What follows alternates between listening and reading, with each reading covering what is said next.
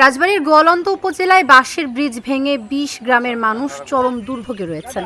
কয়েকদিনের বৃষ্টির ফলে ব্রিজটি ভেঙে গিয়েছে। দেবগ্রাম ইউনিয়নের কাওয়ালজানির তেনপচার নতুন গ্রাম, পূর্ব তেনাপচা, আকবর চাকুরের গ্রাম, ওম্বার ফকিরের গ্রাম, কুব্বত মণ্ডলের পাড়া, আজহার মণ্ডলের পাড়া, দুলাল মণ্ডলের পাড়া সহ ২০ গ্রামের মানুষের চলাচল ব্যাহত হচ্ছে।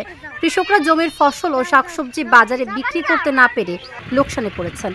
এলাকাবাসীর দাবি, দ্রুত সময়ের মধ্যে বাঁশের ব্রিজটি সংস্কার করলে এলাকার মানুষের যাতায়াতে সুবিধা হবে। আর উপজেলা প্রশাসন বলছে, আপাতত পারাপারের জন্য নৌকা ব্যবহার করতে হবে। পরবর্তীতে পানি কমে গেলে ব্রিজের নির্মাণ করার জন্য কার্যকর ব্যবস্থা গ্রহণ করা হবে। আমাদের সাবেক মেম্বার ছিলেন নুরাল মোল্লা, খুব প্রিয় মানুষ, কাছের মানুষ ছিল, খুব সুন্দর মানুষ ছিল।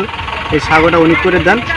3 মাস আগে ঝড়েতে সাগরটা ভেঙে যাওয়ার কারণে স্কুলের ছাত্রছাত্রীদের হয়তো মা বোন যাতায়াত খুব সমস্যা হয়ে যায়।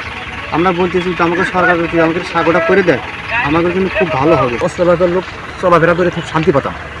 এখন মনে করেন যাবতীয় 3 মাস ধরে এই ব্রিজটা বানাতে আমাদের এলাকার লোকের খুব কষ্ট। আমাদের এলাকার লোক অনেক রিকোয়েস্ট করছে টিএমএ স্যারের কাছে বা এই এলাকার লোকজনের কাছে, বড় বড় লোকের কাছে, যে ভাই আমাদের ব্রিজটা দিলে আমাদের উপকার হয়।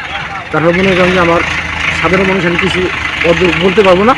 আমাদের সরকারের কাছে দাবি যাতে আমাদের এই ব্রিজটা হওয়াতে আমাদের স্কুল কলেজের ছাত্রছাত্রী যাতায়াত করতে পারে এবং আমরা যাতায়াত করতে পারি। এই ওয়ার্ডের মেম্বার ছিলাম, সাবেক মেম্বার। এই জায়গায় আমি একটা বাঁশের ব্রিজ দিয়েছিলাম। এই ব্রিজটা ভেঙে যায় ঝড়ে, আজ 3 মাস যাবৎ হওয়া গেল। আর মানুষের যাতায়াতে খুব অসুবিধা। আমরা দোকানের পর বসলে মানুষজন বলে যে ভাই এই ব্রিজটির ব্যবস্থা করেন। আমরা অনেকবার চেষ্টা করছি, কেন স্যার বলছে যে হ্যাঁ ব্যবস্থা করতেছি।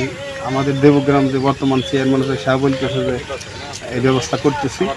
আসলে সেই এখন মানুষ সাথে আসলে আপনাদের সামনে যাতায়াতে খুব কষ্ট হচ্ছে।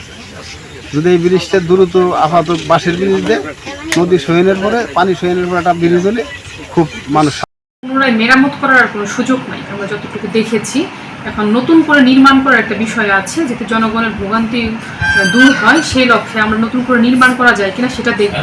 আর আপনি জানেন যে এখন পানির উচ্চতা বৃদ্ধি পাচ্ছে। সেক্ষেত্রে এখন যদি কাজ করা নাও যায়, পরবর্তীতে পানির যদি কমতে থাকে তখন আমরা করতে পারবো। আর না হলে এখন নৌকার ব্যবস্থা করে তাদের পারাপারের ব্যবস্থা আমরা নিশ্চিত করবো।